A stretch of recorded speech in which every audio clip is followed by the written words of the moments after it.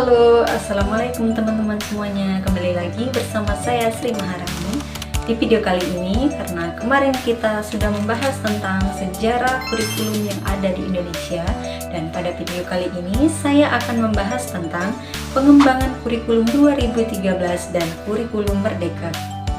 Nah, kalian tahu nggak apa itu pengembangan kurikulum?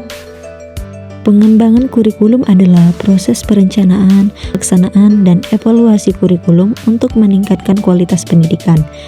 Kurikulum sendiri adalah seperangkat rencana dan pengaturan mengenai tujuan, isi, dan bahan pelajaran, serta cara yang digunakan sebagai pedoman penyelenggaraan kegiatan pembelajaran untuk mencapai tujuan pendidikan tertentu. Nah, di Indonesia ini sendiri, kurikulum itu terus-menerus mengalami pengembangan sejak Indonesia merdeka hingga saat ini.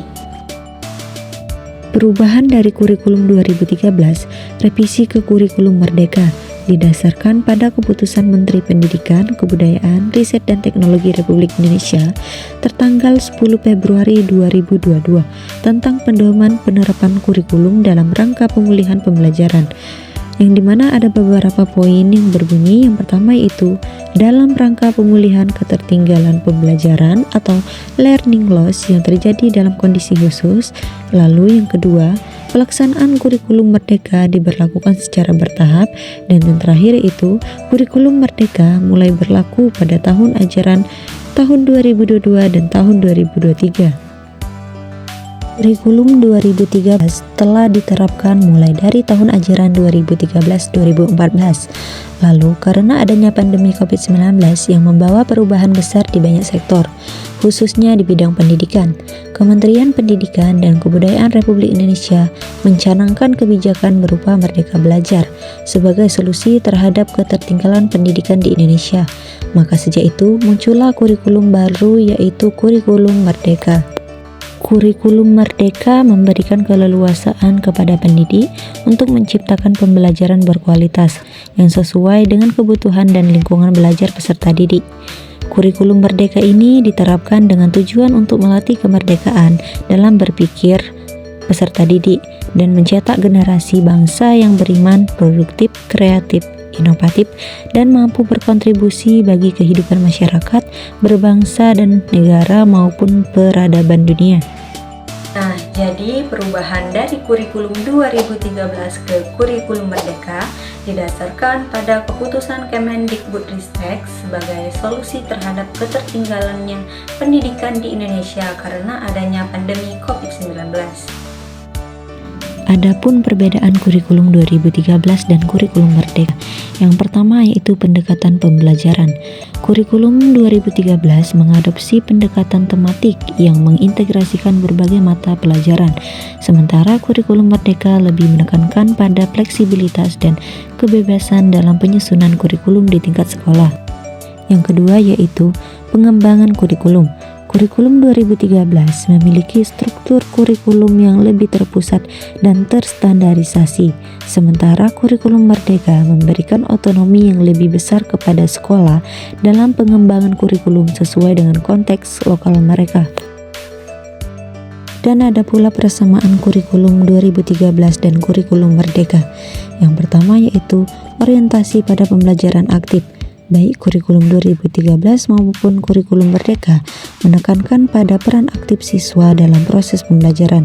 Keduanya mengarah kepada pendekatan yang berpusat pada siswa, di mana guru berperan sebagai fasilitator dan pembimbing. Yang kedua yaitu pengembangan keterampilan. Kedua kurikulum ini juga memberikan perhatian yang besar pada pengembangan keterampilan siswa di luar ranah akademis, baik itu keterampilan sosial, keterampilan kritis, kreativitas, maupun keterampilan digital. Semuanya menjadi fokus dalam kedua kurikulum tersebut.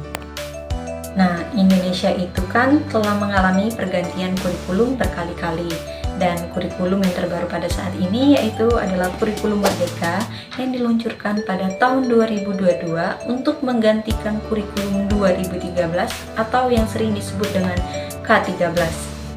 Nah, lalu apa sih penyebab terjadinya perubahan kurikulum 2013 diganti dengan kurikulum merdeka? Nah, Jadi, penyebab terjadinya perubahan kurikulum itu menurut Menteri Pendidikan Kebudayaan Riset dan Teknologi Nadiem Anwar Makarim mengungkapkan bahwa kurikulum 2013 itu memiliki beberapa kelemahan dan kurikulum Merdeka pun hadir sebagai pengganti kurikulum yang lebih sederhana, ringkas, dan fleksibel dari K13. Sementara itu, menurut jurnal Urgensi, pergantian kurikulum 2013 menjadi kurikulum Merdeka karena kurikulum 2013 ini memiliki sejumlah kekurangan, mulai dari kurangnya pemahaman dan persiapan guru hingga keterbatasan pengembangan pendidikan karakter. Kurikulum Merdeka pun dibuat dengan harapan bisa mengatasi kekurangannya tersebut karena menawarkan pembelajaran yang berbasis proyek, struktur kurikulum yang lebih fleksibel, serta adanya pengembangan karakter dan soft skill. Jadi kesimpulannya yaitu adalah bahwa kurikulum mereka merupakan sebuah program inisiatif untuk mengembangkan kurikulum pendidikan yang bertujuan untuk meningkatkan mutu pendidikan di Indonesia melalui pendekatan yang lebih kontekstual, inklusif, dan berfokus pada kebutuhan siswa. Nah, itu tadi pembahasan mengenai pengembangan kurikulum 2013 dan kurikulum Merdeka. Semoga teman-teman semuanya bisa dapat memahaminya ya. Untuk video kali ini cukup sampai di sini dulu ya teman-teman. Jangan lupa like, comment, and share. Bye-bye!